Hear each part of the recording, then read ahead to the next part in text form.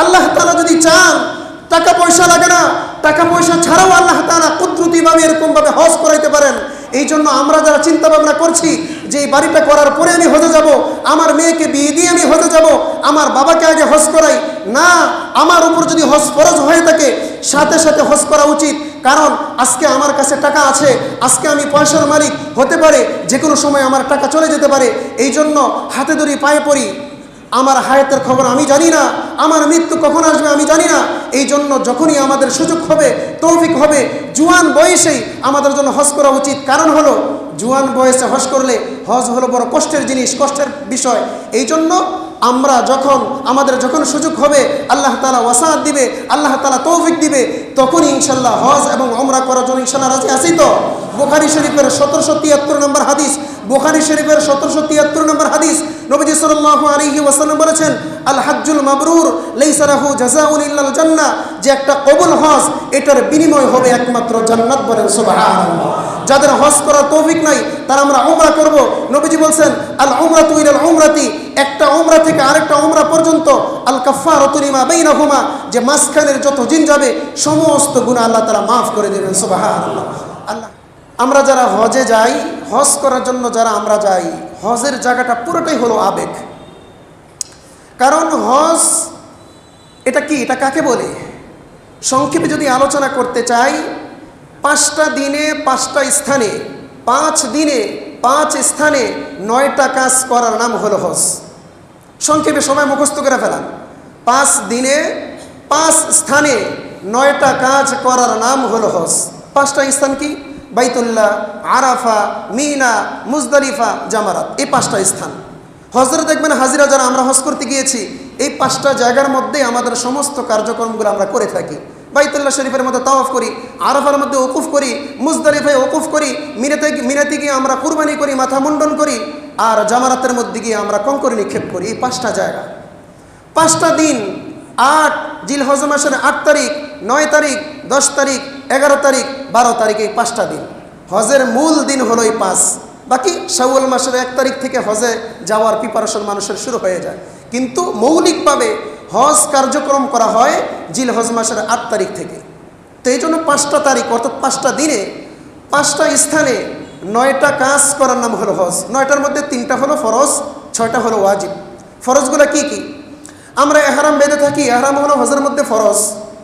2 নম্বর হলো বাইতুল্লাহর মধ্যে আমরা জিয়ারত করে থাকি, এই জিয়ারতটা অর্থাৎ তোয়াফ করে থাকি, এই তোয়াফটা হলো ফরজ। উকুফে আরাফা হলো ফরজ, এহরাম বাঁধা ফরজ, ঠিক তেমনিভাবে তোয়াফে জিয়ারত করা ফরজ, উকুফে আরাফা করা ফরজ। এই 3টা কাজ হলো ফরজ। যদি কোনো ব্যক্তি এই 3টা কাজ ইচ্ছায় আর অনিচ্ছায় ছেড়ে দেয় তাহলে তার হজ হবে না। আর 6টা কাজ ওয়াজিব। 6টা কাজের মধ্যে 1 নম্বর হলো মুজদালিফায় অবস্থান করা, মুজদালিফার মধ্যে গিয়ে মুজদালিফায় অবস্থান করা, উকুফে মুজদালিফা যেটাকে বলা হয়, মুজদালিফায় অবস্থান করা। 2 নম্বর হলো মিনার মধ্যে গিয়ে কুরবানি করা। 3 নম্বর হলো মাথা মুন্ডন করা। 4 নম্বর হলো জামারাতের মধ্যে গিয়ে কঙ্কর নিক্ষেপ করা। 5 নম্বর হলো সাফা মারওয়ার মাঝখানে গিয়ে সাই করা। 6 নম্বর হলো বিদায়ী তওয়াফ করা। এই 6টা হলো ওয়াজিব, 3টা হলো ফরজ আর 6টা হলো ওয়াজিব। সুতরাং কোনো ব্যক্তি যদি ভুলে তার এই সমস্ত ওয়াজিবগুলো ছুটে যায়, মাসআলা না জানার কারণে ওয়াজিবগুলো ছুটে যায়, তাহলে তাকে দম দিতে হবে। দম দেওয়া ছাড়া আমার হজ পরিপূর্ণ হবে না।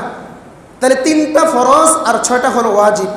5টা দিনে 5টা স্থানে এগুলাকে আমল করা, বাস্তবায়ন করার নাম হলো ফরজ।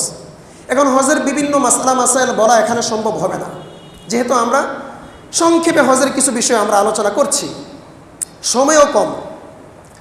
হজ এটা একটা আবেগের বিষয়। ইব্রাহিম আলাইহিস সালাতু ওয়াস সালাম তার সন্তান এবং তার বিবিকে মরুপান্থরের মধ্যে রেখে চলে যাচ্ছেন। যাওয়ার সময় মা হাজরা আলাইহা সালাতু ওয়াস সালাম, বিবি হাজরা আলাইহা সালাতু ওয়াস সালাম তাকে ডাকলেন, আপনি আমাকে এরকম মরুপান্তরের মধ্যে, যেখানে গাছ নাই, যেখানে বাড়ি নাই, কোনো খাবার দাবার নাই, কোনো পানি নাই, এই শিশু সন্তানকে রেখে আপনি চলে যাচ্ছেন, আপনার একটু কি মায়া লাগছে না? ইব্রাহিম আলাইহিস সালাতু ওয়াস সালাম নিশ্চুপ, কোনো কথা বলছেন না।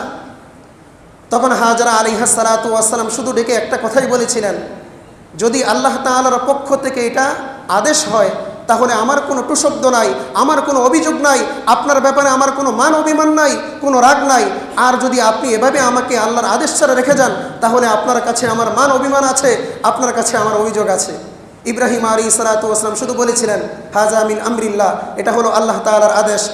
মা হাজারা আলাইহিস সালাতু ওয়াস সালাম কোনো কথা বললেন না, সন্তানকে সাথে নিয়ে ওখানে যে কার্যক্রমগুলো করেছিলেন, এই সমস্ত কার্যক্রমগুলাই হলো হজের বিধান। সাফা মারওয়ার মাঝখানে দৌড়দৌড়ি করেছিলেন, আজকে ওয়াজিব হয়ে গিয়েছে। ইসমাইল আলাইহিস সালাতু ওয়াস সালাম পায়ের আঘাতে যেই জমজম কূপ তৈরি হয়েছে, এটা আমরা সেখানে গিয়ে পান করি। সমস্ত কার্যক্রমগুলো ইব্রাহিম আলাইহিস সালাতু ওয়াস সালাম, ইসমাইল আলাইহিস সালাতু ওয়াস সালাম, পুরা কার্যক্রমগুলোই হলো হজের একটা এই সমস্ত কাজগুলো। তার মানে বোঝা গেল সমস্ত বিষয়গুলো হলো কুরবানি। এই কুরবানি বা হজের এই গুরুত্বপূর্ণ দায়িত্ব পালন, এটা আল্লাহ তাআলা সবার দ্বারা করেন না। টাকা হলেই হজ করা যায় না, টাকা হলেই হজ করা সম্ভব হয় না। আল্লাহ তাআলা যাকে যখন কবুল করবেন, সে তখনই হজ করতে পারবে, সে তখনই আল্লাহ তাআলার ডাকে সাড়া দিয়ে বাইতুল্লাহর তওয়াফ করতে পারবে। নবীজি সাল্লাল্লাহু আলাইহি ওয়াসাল্লামের ইশক ও মুহাব্বত, নবীজির ভালোবাসা যার অন্তরে যত বেশি হবে, সে তখনই আল্লাহর হাবিব সাল্লাল্লাহু আলাইহি ওয়াসাল্লামের রওজা পাশে সালাতু সালাম পাঠ করার জন্য বাংলাদেশ থেকে, দূর দূরান্ত থেকে, বিভিন্ন জায়গা থেকে ছুটে গিয়ে বাইতুল্লাহতে নবীজি সাল্লাল্লাহু আলাইহি ওয়াসাল্লামের রওজা মোবারকের পাশে দাঁড়িয়ে সালাতু সালাম পাঠ করতে পারবে। আর ঠিক না বেটি? টাকা হলেই সম্ভব না। আমি একটা উদাহরণ দিচ্ছি শুধু। আব্দুল্লাহ ইবনে মুবারক রাহমাতুল্লাহি আলাইহি জগৎ বিখ্যাত মুহাদ্দিস ছিলেন, যিনি অনেক টাকা পয়সার মালিক ছিলেন। তাবিঈনের মধ্যে অন্যতম মুহাদ্দিস ছিলেন। হযরত ইমামে আবু হানিফা রাহমাতুল্লাহি আলাইহির শাগরিদ ছিলেন। ইমাম বুখারী রাহমাতুল্লাহি আলাইহির উস্তাদ ছিলেন। হযরত আলী ইবনে মাদানী রাহিমাহুল্লাহু তাআলার উস্তাদ ছিলেন। হযরত সুফিয়ান সাওরী রাহিমাহুল্লাহ তাআলার ছাত্র ছিলেন। 118 হিজরিতে ওনার জন্ম, 181তে ওনার মৃত্যু। তার মানে প্রথম 100 দশকের পরই, 100 হিজরির পরেই ওনার জন্ম। আবু হানিফা রাহমাতুল্লাহি আলাইহির শাগরিদ, 118 হিজরিতে ওনার জন্ম, 181তে ওনার মৃত্যু। আব্দুল্লাহ ইবনে মুবারক রাহমাতুল্লাহি আলাইহি প্রতি বছর এরকমভাবে অনেক হাজী সাহেবকে নিয়ে ফ্রিভাবে তিনি হজ করাতেন। ইতিহাস তালাশ করলে পেয়ে যাবেন। তারিখে বাগদাদের মধ্যে এসেছে, আব্দুল্লাহ ইবনে মুবারক রাহমাতুল্লাহি আলাইহি কোনো এক বছর 1000 হাজী সাহেবকে ফ্রিভাবে হজ করার জন্য সেই কাবাতে চলে গেলেন। হজ করা শেষ, রিয়াজুল জান্নাতে শুয়ে আছেন আল্লাহর হাবিব সাল্লাল্লাহু আলাইহি ওয়াসাল্লামের রওজার পাশে, এবং নবীজি সাল্লাল্লাহু আলাইহি ওয়াসাল্লামের যেখানে মিম্বার ছিল, মিম্বারের বাম পাশে, অর্থাৎ রিয়াজুল জান্নাতে বসলে ডান পাশে হলো নবীজির মিম্বার, বাম পাশে হলো নবীজির রওজা। সেখানে তিনি নামাজ পড়ে শুয়ে আছেন, চোখে ঘুম চলে আসছে। আব্দুল্লাহ ইবনে মুবারক রাহমাতুল্লাহি আলাইহি স্বপ্নে দেখছেন যে তার মাথার পাশে একজন ব্যক্তি, ডান পাশে একজন ব্যক্তি, বাম পাশে একজন ব্যক্তি। সমস্ত লোকগুলো বলাবলি করছেন যে এই বছর 6 লক্ষ হাজি হজ করার জন্য এসেছেন, আল্লাহ তাআলা একজন হাজির হজ কবুল করে নেন। নাউযুবিল্লাহ। টাকা হলেই হজ করা যায় না, হজ করলেই আমার হজ কবুল হবে, এটার গ্যারান্টি আমি দিতে পারবো না। হজটাকে পরিপূর্ণভাবে যদি আমি যথাযথভাবে আদায় না করি, হতে পারে আমার হজ কবুল হবে না। আব্দুল্লাহ ইবনে মুবারক রাহমাতুল্লাহি আলাইহি জগৎ বিখ্যাত মুহাদ্দিস ছিলেন, হযরত ইমাম বুখারীর উস্তাদ ছিলেন। উনি রিয়াজুল জান্নাতে শুয়ে আছেন, স্বপ্নে দেখছেন লোকেরা বলাবলি করছে যে 6 লক্ষ হাজি এবছর হজ করতে এসেছে, কিন্তু একজন ব্যক্তির হজ কবুল হয় নাই। আরেকজন বলল পাশ থেকে যে এই 6 লক্ষ হাজিদের হজ তাদের আমলের কারণে, তাদের হজের কারণে কবুল হয় নাই, তবে আল্লাহ তাআলার এক বান্দা সিরিয়া থেকে এসেছে, ওই আল্লাহ তাআলার বান্দার হজের কারণে 6 লক্ষ হাজির হজ কবুল হয়ে গিয়েছে। সুবহানাল্লাহ। একজন ব্যক্তির কারণে 6 লক্ষ হাজির হজ কবুল হয়ে গিয়েছে। আব্দুল্লাহ ইবনে মুবারক রাহমাতুল্লাহি আলাইহি ঘুম থেকে জাগ্রত হয়ে আশ্চর্য হয়ে গেলেন, আমি হলাম আবু হানিফার ছাত্র, ইমাম বুখারীর উস্তাদ, জগৎ বিখ্যাত মুহাদ্দিস। 1000 হাজী সাহেবকে সাথে নিয়ে আমি হজ করার জন্য এসেছি। 6 লক্ষ হাজী এখানে হজ করার জন্য এসেছে। আফসোস, 6 লক্ষ হাজী হজ করে তাদের বাড়িতে চলে যাচ্ছে, কিন্তু একজন হাজী সাহেবের হজ কবুল হলো না। একজন ব্যক্তির কারণে সমস্ত হাজী সাহেবের হজ কবুল হয়ে গিয়েছে।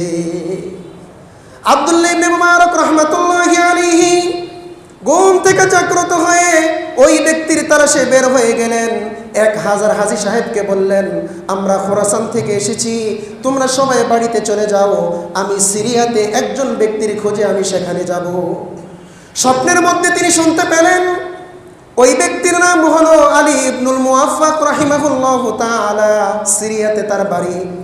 হযরতে আব্দুল্লাহ ইবনে মুবারক রাহমাতুল্লাহি আলাইহি সফর করে সেই সিরিয়াতে চলে গেলেন। সিরিয়াতে গিয়ে বিভিন্ন অলিতে গলিতে বিভিন্ন মানুষের কাছে জিজ্ঞাসা করতে লাগলেন, তোমরা আব্দুল্লাহ ইবনে মুআফফাক রাহিমাহুল্লাহু তাআলা আনহুকে চিনো কিনা? সমস্ত মানুষরা বলতে লাগলো, না, এই নামে কাউকে চিনি না। বিভিন্ন মানুষের কাছ থেকে খোঁজ খবর নেওয়ার পরে যখন কোনো মানুষ চিনতে পারলো না, আব্দুল্লাহ ইবনে মুবারক রাহমাতুল্লাহি আলাইহি বুঝে ফেললেন এটা কোনো সাধারণ মানুষ না, অসাধারণ মানুষ, এবং কোনো প্রসিদ্ধ মানুষ না। কোনো মানুষ তাকে যেহেতু চেনে না, কোনো মানুষ যেহেতু তাকে চিনছে না, তার মানে লোকটা প্রসিদ্ধ না, তবে লোকটা যে আল্লাহ তাআলার ওয়ালি এতে কোনো সন্দেহ নাই। এক এলাকার মধ্যে এক মুরব্বীকে জিজ্ঞাসা করেন, ভাই, আব্দুল ইবনে মুআফফাক, আলী ইবনুল মুআফফাক নামে তুমি কাউকে চিনি কিনা? বলে, হ্যাঁ চিনি, ওই যে অমুক এলাকা বস্তির মধ্যে থাকে, অমুক এলাকায় বস্তির মধ্যে থাকে, তুমি ওখানে গিয়ে জিজ্ঞাসা করলে পাবা। লোকদেরকে জিজ্ঞাসা করে আলী ইবনুল মুআফফাকের ঘরের মধ্যে গিয়ে আওয়াজ করলো, আলী ইবনুল মুআফফাক ঘরে আছো কিনা? বলে যে কে? বলে আমি আসছি। বলে কেন আসছেন? আমি তোমার কাছে একটু একটা বিষয় জানার জন্য এসেছি, চলো ঘরে, চলো ঘরে গিয়ে বসে কথা বলি। আব্দুল্লাহ ইবনে মুবারক রাহমাতুল্লাহি আলাইহি আলী ইবনুল মুআফফাক রাহিমাহুল্লাহু তাআলা আনহুকে জিজ্ঞাসা করলেন, তোমার পরিচয় আমার কাছে পেশ করো, তুমি কে? তোমাকে আমি চিনতে পারলাম না, তুমি তোমার পরিচয় আমার কাছে পেশ করো। আলী ইবনুল মুআফফাক রাহিমাহুল্লাহু তাআলা আব্দুল্লাহ ইবনে মুবারক রাহমাতুল্লাহি আলাইহিকে বলতে লাগলেন, আমি কোনো ব্যারিস্টার না, আমি কোনো এমপি না, কোনো চেয়ারম্যান না, আমি কোনো আলেম না, হাফেজ না, আমি কোনো জগৎ বিখ্যাত মুহাদ্দিস মুফাসসির না, আমার কর্ম হলো আমি একজন মুচি। সুবহানাল্লাহ বলবেন না? আমি একজন মুচি। আব্দুল্লাহ ইবনে মুবারক রাহমাতুল্লাহি আলাইহি সাথে সাথে কিংকর্তব্য বিমূঢ় হয়ে গেলেন, আশ্চর্য হয়ে গেলেন। আল্লাহ রাব্বুল আলামিন 6 লক্ষ হাজির হজ যেই ব্যক্তির কারণে কবুল করে নিলেন, তিনি কোনো জগৎ বিখ্যাত আলেম না, তিনি কোনো বড় মুহাদ্দিস না, কোনো ইমাম খতিব না, যে কোনো বুজুর্গ না, তিনি হলেন একজন মুচি, সাধারণ মুচি। এই মুচির কারণে আল্লাহ রাব্বুল আলামিন 6 লক্ষ হাজির হজ কবুল করে নিয়েছে। বলে যে বেটা, তোমার কর্ম কি, তোমার কাজ কি, এটা জানার জন্য আসি নাই। তুমি মুচি না, না কর্মকার, না কৃষক, এটা জানার জন্য আসি নাই। তুমি তোমার জীবনে এমন কি আমল করেছো যে আমলের কারণে আল্লাহ রাব্বুল আলামিন 6 লক্ষ হাজির হজ কবুল করে নিয়েছে। সুবহানাল্লাহ। বলে যে আমার জীবনে এমন কোনো আমল নাই, তবে আমি মুচিগিরি করি, আমার সামনে দিয়ে মানুষ হজে যায়, আমার বড় অন্তরের মধ্যে ব্যথা লাগে। মানুষ হজে চলে যাচ্ছে, বাইতুল্লাহর ডাকে সারা দিয়ে চলে যাচ্ছে, নবীজির কবর রওজা পাশে গিয়ে সালাতু সালাম পাঠ করতে পারছে।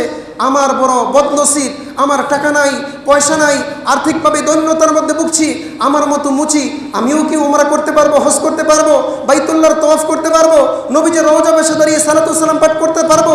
এরকম মনের মধ্যে আবেগ আগ্রহ আমার কাজ করতেছিল।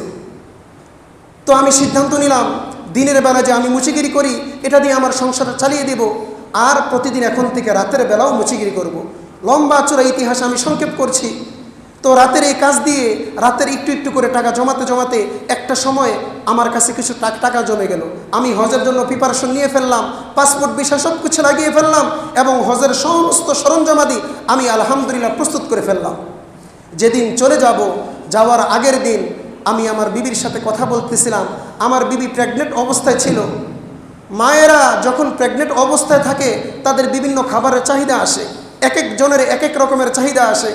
আব্দুল ইবনে মুবারক রাহমাতুল্লাহি আলাইহি বলেন, আলী ইবনুল মুআফফাক তিনি তার বিবির সাথে কথা বলার এক পর্যায়ে তার বিবি বলছে, আমার গরুর গোশত খেতে খুব মনে চাচ্ছে, যদি আমার জন্য একটু গোশতের ব্যবস্থা করতেন তাহলে খুব ভালো হতো।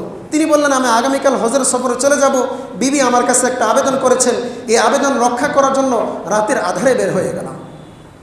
আলী ইবনুল মুআফফাক রাহিমাহুল্লাহু তাআলা তিনি তার বিবির আবেদনের পরিপ্রেক্ষিতে তিনি রাতের আধারে ঘর থেকে বের হয়ে গেলেন। বিভিন্ন জায়গার মধ্যে গোশতের সন্ধান তিনি তালাশ করতেছিলেন। তিনি গ্রান শুনতে পেলেন যে কোনো একটা ঘর থেকে গোশতের রান্নার গ্রান বের হচ্ছে। ওই ঘরের মধ্যে গিয়ে তিনি আবেদন করলেন, রাত অনেক হয়ে গেছে, বাজারের মধ্যে গিয়ে আমি গোশত পাবো না, আমি তো আগামীকাল হজে চলে যাব, আমার বিবির গোশত খাওয়ার জন্য মনের ইচ্ছা জাগ্রত হয়েছে, তোমার ঘর থেকে যদি 2 টুকরা গোশত তুমি আমাকে দিতা, আমার বিবির চাহিদা আমি মেটাতে পারতাম। ঘরওয়ালা বলতে লাগলো, এই গোশত তো এমন গোশত যা আমার জন্য খাওয়া জায়েজ আছে, কিন্তু আপনার জন্য খাওয়া জায়েজ নাই। এই গোশত আমার জন্য খাওয়া জায়েজ, আপনার জন্য জায়েজ নাই। বলে যে আশ্চর্য কারবার, গোশত তোমার জন্য খাওয়া জায়েজ, আমার জন্য জায়েজ হবে, আবার কেমন কথা বললাম? বলে যে আমি একজন কৃষক, প্রতিদিন কাজ করি, খেতে কামের কাজ করি, মানুষে আমাকে টাকার বিনিময়ে কাজ করায়, কিন্তু আজকে 3 দিন যাবৎ কোনো কাজ পাচ্ছি না। না পাওয়ার কারণে আমার ছোট ছোট বাচ্চা, আজকে যদি তাদের জন্য খাবার কিনে না নিয়ে আসি, তাহলে হয়তো বা তারা মারা যাবে। এই জন্য আমি সারাদিন যখন কোনো টাকা পয়সা পাচ্ছিলাম না, ঘরে ফেরার সময় কি নিয়ে ঘরে যাব, চিন্তা করতে করতে পাশে একটা গাধা, মরা গাধা দেখতে পেলাম। ওই মরা গাধা থেকে কিছু গোশত নিয়ে এসে আমার এই বোকা সন্তানদেরকে, আমার এই ক্ষুধার্ত বাচ্চাদেরকে একটু মুখে তাদের খাবার তুলে দেওয়ার জন্য, জীবনটা বাঁচানোর জন্য এই মরা গাধার গোশতগুলো আমি রান্না করতেছি। সুতরাং এটা আমার জন্য জায়েজ, জান বাঁচানোর জন্য, কিন্তু আপনার জন্য জায়েজ নাই। আলী ইবনুল মুওয়াফাক আশ্চর্য হয়ে গেলেন যে আমি হজে যাচ্ছি আর এদিক দিয়ে আমার প্রতিবেশী না খেয়ে মারা যাচ্ছে, এটা হতে পারে না। তুমি বললো যে তুমি হারাম জিনিস খাবা না, আমি তোমার জন্য খাবারের ব্যবস্থা করছি। ঘরের মধ্যে গিয়ে হজের জন্য যে টাকা পয়সাগুলো জমা করলেন সবগুলো এনে দিয়ে দিলেন। সুবহানাল্লাহ বলবেন না? সুবহানাল্লাহ। এই সমস্ত পুরা টাকা পয়সাগুলো সবগুলো দিয়ে দিলেন তাকে। এবার তিনি চিন্তা করলেন, রাত পোহালেই তো আমার হজের সফর, সমস্ত এলাকার মানুষ জানে আমি হজে যাচ্ছি, যদি কোনো কারণে মানুষ আমাকে দেখতে পায় যে আমি হজে যাই নাই, ঘুরে বসে আসি, আমার ব্যাপারে সবাই ধারণা করবে আমি লুবি হয়ে গেছি, হজের টাকা দিয়ে আমি বিভিন্ন ঘরবাড়ি বানাচ্ছি। এই জন্য তিনি গা ঢাকা দিয়ে এলাকা ছেড়ে চলে গেলেন। এলাকা ছেড়ে চলে গেলেন। হজের মৌসুম যখন শেষ, বাড়িতে ফিরে আসলেন। আলী ইবনুল মুওয়াফাক রাহিমাহুল্লাহু তাআলা হজের মৌসুমগুলো যখন শেষ হয়ে গেল, তার কাফেলার লোকেরা হজে যাওয়ার সময় তাকে অনেক তালাশ করে খুঁজে পেল না। হাজিরা যখন হজ করে বাইতুল্লাহ থেকে বাড়িতে ফিরে আসলো, আলী ইবনুল মুওয়াফাক রাহিমাহুল্লাহু তাআলা আনহু তিনিও গা ঢাকা দিয়ে বিভিন্ন জায়গার মধ্যে আত্মগোপনে ছিল, তিনিও বাড়িতে ফিরে আসলেন। বাড়িতে যখন ফিরে আসলেন, তার সাথে যারা যারা হজ করার জন্য নিয়ত করেছিল এবং হজ করেও চলে এসেছে, এক একজন ব্যক্তি আলী ইবনুল মুওয়াফাক রাহিমাহুল্লাহু তাআলা আনহুকে বলতে লাগলো, হে আলী, আমি তোমাকে মিনাতে দেখে এসেছি। বলেন সুবহানাল্লাহ। হে আলী, আমি তো তোমাকে এক নজর মিনাতে দেখেছিলাম, আর তোমাকে খুঁজে পেলাম না। আরেকজন হাজী এসে বলতেছে, তওয়াফ করার সময় আমি তোমাকে একটা নজর দেখলাম, এরপরে তোমাকে আর খুঁজে পেলাম না। এক একজন এক একটা কথা বলতেছে, মুজদালিফায় তোমাকে কিছুক্ষণের জন্য দেখেছিলাম, এরপরে তোমাকে আর খুঁজে পেলাম না। আরেকজন বলতে লাগলো যে তুমি রিয়াজুল জান্নাতে বসে বসে ইবাদত করছিলা, তুমি রিয়াজুল জান্নাতে বসে বসে ইবাদত করছিলা। একটা পর্যায়ে একটা হাতের পুটলি আলী ইবনুল মুওয়াফাক রাহিমাহুল্লাহু তাআলা আনহু হাতে ধরিয়ে বললেন যে রিয়াজুল জান্নাতে তুমি বসেছিলা, তোমার হাতে পুটলিটা ছিল, তুমি আমার হাতে পুটলাটা ধরাইয়া কোথায় যে চলে গেলা, তোমাকে আর আমি খুঁজে পেলাম না। ধরো তোমার এই পুটলি, তুমি এই পুটলিটা তোমার এই পুটলি তোমার ছিল, এই গাঁটটি তোমার ছিল, তোমার গাঁটটি তুমি বুঝে নাও, আমাকে দায়িত্ব মুক্ত করো। বলেন সুবহানাল্লাহ।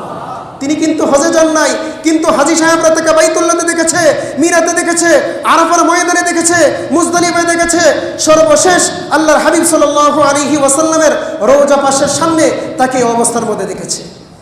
এই গাট্টিটা পুটলানা নিয়ে বাড়িতে গেলেন। আশ্চর্য, চিন্তা করতে করতে কি হলো, আমি তো হজ করার জন্য যাই নাই, লোকেরা আমাকে সেখানে দেখলো কিভাবে। আলী ইবনুল মুওয়াফাক রাহিমাহুল্লাহু তাআলা আনহু চিন্তা করতে করতে যখন ঘুমিয়ে গেলেন, তখন তিনি স্বপ্নে যুগে দেখতে পারলেন যে আল্লাহর হাবিব সাল্লাল্লাহু আলাইহি ওয়াসাল্লাম তার ঘরের মধ্যে তশরিফ নিয়ে চলে এসেছেন। সুবহানাল্লাহ। আল্লাহর হাবিব সাল্লাল্লাহু আলাইহি ওয়াসাল্লাম আলী ইবনুল মুওয়াফাক রাহিমাহুল্লাহু তাআলা আনহুকে ডাক দিয়ে বললেন, ও আলী ইবনুল মুওয়াফাক, তুমি তো হজ করার জন্য অল্প অল্প করে কিছু টাকা জমিয়েছিলে, কিন্তু আমার এক উম্মত না খেয়ে মারা যাচ্ছিল, আমার এক উম্মতের সন্তানরা বোকা অবস্থায় মারা যাচ্ছিল। আল্লাহ রাব্বুল আলামিন তুমি যে তাদেরকে সহযোগিতা করেছিলা, তোমার হজের টাকাগুলো তাদেরকে দিয়েছিলা। আল্লাহ রাব্বুল আলামিন কুদরতিভাবে তোমাকে আরাফা, মুজদালিফা, বাইতুল্লাহ সর্ব জায়গার মধ্যে হজ করাইয়া আল্লাহ রাব্বুল আলামিন তোমাকে আবার নিয়ে এসেছেন, বলেন সুবহানাল্লাহ। আর তুমি যে টাকাগুলো আমার উম্মতের বোকা উম্মতকে সহযোগিতা করার জন্য দিয়েছিলা, ওই টাকাগুলো আল্লাহ রাব্বুল আলামিন আমার মাধ্যমে তোমার নিকট হাদিয়া হিসাবে পৌঁছে দিয়েছেন, বলেন সুবহানাল্লাহ। আল্লাহ তাআলা যদি চান টাকা পয়সা লাগে না, টাকা পয়সা ছাড়াও আল্লাহ তাআলা কুদরতিভাবে এরকমভাবে হজ করাইতে পারেন। এই জন্য আমরা যারা চিন্তা ভাবনা করছি যে এই বাড়িটা করার পরে আমি হজে যাব, আমার মেয়েকে বিয়ে দিয়ে আমি হজে যাব, আমার বাবাকে আগে হজ করাই, না, আমার উপর যদি হজ ফরজ হয়ে থাকে সাথে সাথে হজ করা উচিত। কারণ আজকে আমার কাছে টাকা আছে, আজকে আমি পয়সার মালিক হতে পারে, যে কোনো সময় আমার টাকা চলে যেতে পারে। এই জন্য হাতে ধরি পায়ে পড়ি, আমার হায়াতের খবর আমি জানি না, আমার মৃত্যু কখন আসবে আমি জানি না। এই জন্য যখনই আমাদের সুযোগ হবে, তৌফিক হবে, জুয়ান বয়সেই আমাদের জন্য হজ করা উচিত। কারণ হলো জুয়ান বয়সে হজ করলে হজ হলো বড় কষ্টের জিনিস, কষ্টের বিষয়। এই জন্য আমরা আমাদের যখন সুযোগ হবে, আল্লাহ তাআলা ওয়াসাআত দিবে, আল্লাহ তাআলা তৌফিক দিবে, তখন ইনশাল্লাহ হজ এবং ওমরা করার জন্য ইনশাল্লাহ রাজি আছি তো? বুখারী শরীফের 1773 নম্বর হাদিস, বুখারী শরীফের 1773 নম্বর হাদিস, নবীজি সাল্লাল্লাহু আলাইহি ওয়াসাল্লাম বলেছেন, আল হাজ্জুল মাবরুর লাইসা লাহু জাযাউন ইল্লাল জান্নাহ, যে একটা কবুল হজ এটার বিনিময় হবে একমাত্র জান্নাত, বলেন সুবহানাল্লাহ। যাদের হজ করার তৌফিক নাই তারা আমরা উমরা করব। নবীজি বলছেন, আল উমরাতু ইলাল উমরাতি, একটা উমরা থেকে আরেকটা উমরা পর্যন্ত, আল কাফফারাতু লিমা বাইনাহুমা, যে মাঝখানের যত দিন যাবে সমস্ত গুনাহ আল্লাহ তাআলা মাফ করে দেবেন, সুবহানাল্লাহ। আল্লাহ তাআলা আমাদের সবাইকে যে সমস্ত কথাগুলো বললাম আমল করবার তৌফিক দান করুন। ওয়া আখিরি দাওয়ানা আলহামদুলিল্লাহি রাব্বিল আলামিন।